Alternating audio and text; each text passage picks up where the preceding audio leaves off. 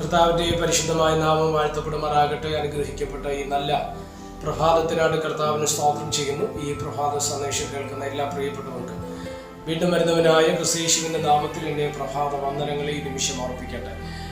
മത്തായി എഴുതിയ സുവിശേഷം 18-ാം അധ്യായം അതിൻ്റെ 7-ാമത് വാക്യം. ഇടർച്ച ഹേതുവായി ലോകത്തിന് അയ്യോ കഷ്ടം. ഇടർച്ച വരുന്നത് ആവശ്യം തന്നെ, എങ്കിലും ഇടർച്ച വരുത്തുന്ന മനുഷ്യന് അയ്യോ കഷ്ടം. വാക്യങ്ങൾക്കാണ് ദൈവത്തിന് സ്തോത്രം ചെയ്യുന്നത്. നമ്മുടെ എല്ലാവരുടെയും ജീവിതത്തിൽ കടന്നു വരുന്ന ഒരു വിഷയമാണ് ഇടർച്ച എന്ന് പറയുന്നത്, അല്ലേ? പ്രതിസന്ധിയെ പല തലത്തിൽ ഇടർച്ചകൾ പലതരത്തിൽ വരാറുണ്ട്. സ്തോത്രം. പല ക്ലേശങ്ങൾ നമ്മുടെ ജീവിതത്തിൽ കടന്നു വരാറുണ്ട്.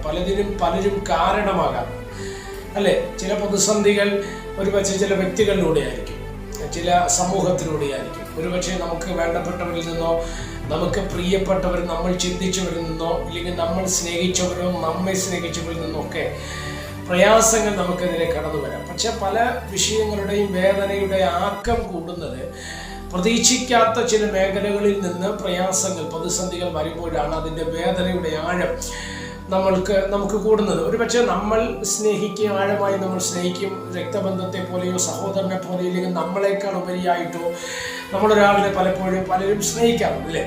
അല്ലെങ്കിൽ നമ്മളെ ഇങ്ങോട്ട് സ്നേഹിക്കുന്നവർ. അപ്പം അങ്ങനെയുള്ളവരിൽ നിന്ന് ഒരിക്കലും പ്രതീക്ഷിക്കാത്ത തരത്തിലുള്ള പ്രയാസം നമ്മുടെ ജീവിതത്തിൽ കടന്നു വന്നാൽ നമുക്കത് പലപ്പോഴും എന്ത് ചെയ്യാൻ കഴിയത്തില്ല, സഹിക്കാൻ കഴിയണമെന്ന് ഇല്ല. ഇതൊക്കെയാണ് പലപ്പോഴും നമുക്ക് വേദനയായിട്ട് മാറാറുള്ളത്, അല്ലേ?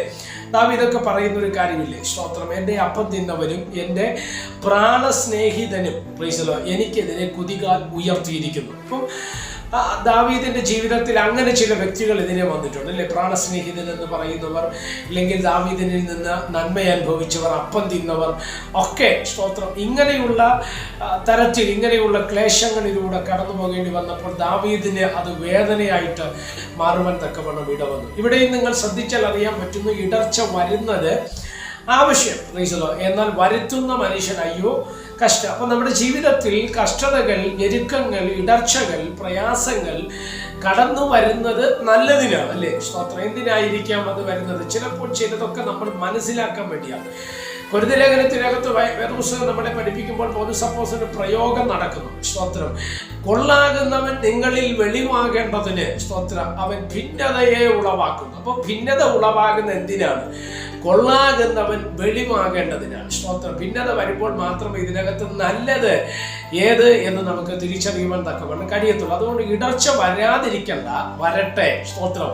അപ്പോൾ പലതും നമുക്ക് തിരിച്ചറിയുവാൻ തക്കവണ്ണം കഴിയും, പലതും നമുക്ക് മനസ്സിലാക്കുവാൻ തക്കവണ്ണം കഴിയും. നമ്മൾ ആഴമായി വിശ്വസിച്ചവരോ അല്ലെങ്കിൽ നമ്മുടെ ഹൃദയത്തിൽ ഒരു വിഗ്രഹത്തെ പോലെ കൊണ്ടു നടന്നവരോ ഒക്കെ നമുക്ക് പ്രയാസങ്ങൾക്കോ പ്രതിസന്ധിക്കോ കാരണമാകുമ്പോൾ, സ്തോത്രം, നമ്മൾ മനസ്സിലാക്കും ഇതൊന്നും വല്ല വിഷയം, അത് സ്തോത്രം, ദൈവത്തെയാണ് നമ്മൾ മഹത്വം കൊടുക്കേണ്ടത്, ദൈവത്തെയാണ് നമ്മൾ സ്തുതിക്കേണ്ടത്, ദൈവത്തെയാണ് നമ്മൾ ആരാധിക്കേണ്ടത്, അല്ലെങ്കിൽ ദൈവത്തിനാണ് മുഴുമഹത്വം എന്നുള്ള ചിന്തകൾ നമ്മുടെ ഹൃദയത്തിനകത്ത് വരണമെങ്കിൽ, സ്തോത്രം, ഇങ്ങനെയുള്ള ചില ടെസ്റ്റ് നമ്മുടെ ജീവിതത്തിൽ സംഭവിച്ചു തന്നെ ആകണം. അതാണ് ഇടർച്ച എന്ന വാക്കുകൊണ്ട് നമ്മൾ അർത്ഥമാക്കുന്നത്. യേശു കർത്താവെന്ന സ്തോത്രം, നമ്മുടെ രക്ഷിതാവിന്, നമ്മുടെ കർത്താവിന് യൂദാസ് ഒറ്റിക്കൊടുക്കാതിരുന്നെങ്കിൽ ക്രൂശീകരണം എന്നൊരു തലത്തിലേക്ക് യേശു കർത്താവ് പോകത്തില്ല.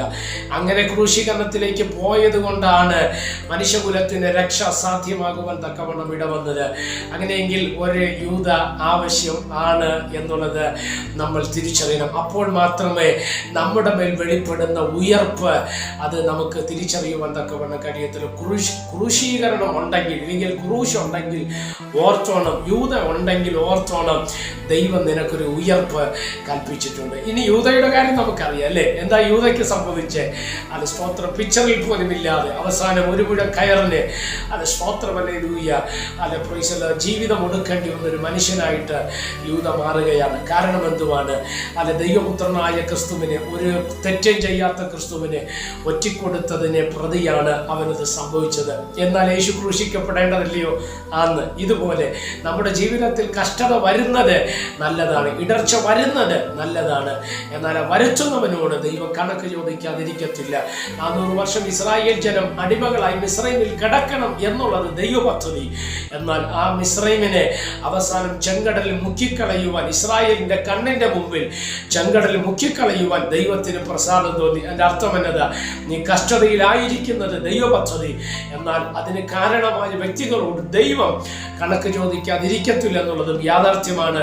അതുകൊണ്ട് പ്രാർത്ഥിക്കുക. ഇടർച്ച വരുന്നത് ആവശ്യം തന്നെ. പ്രാർത്ഥിക്കാം. പരിശുദ്ധനായ ദൈവമേ, സ്വർഗീയ നല്ല പിതാവേ, അനുഗ്രഹീതമായ ഈ നല്ല സമയത്തിനാണ് ദൈവത്തിന് സ്തോത്രം ചെയ്യുന്നത്. ഒരിക്കൽ കൂടെ അവിടുത്തെ സന്നിധിയിലേക്ക് ഞങ്ങൾ കടന്നു വരുന്നു. അവിടുത്തെ കൃപയിൽ ഞങ്ങൾ ആശ്രയിക്കുന്നു. അവിടുത്തെ ജനമായ അങ്ങയുടെ ജനത്തെ അവിടെ നിന്ന് അനുഗ്രഹിച്ചാണ്, ബലപ്പെടുത്തിയാണ് ഇടർച്ചകളെ ജയിപ്പാൻ, പരീക്ഷകളെ ജയിപ്പാൻ തക്കവണ്ണം സ്വർഗമിടവരുത്തും. മഹത്വം അങ്ങേക്ക് യേശു കർത്താവിൻ്റെ നാമത്തിൽ തന്നെ. എല്ലാവരെയും ദൈവം അനുഗ്രഹിക്കട്ടെ. God bless you.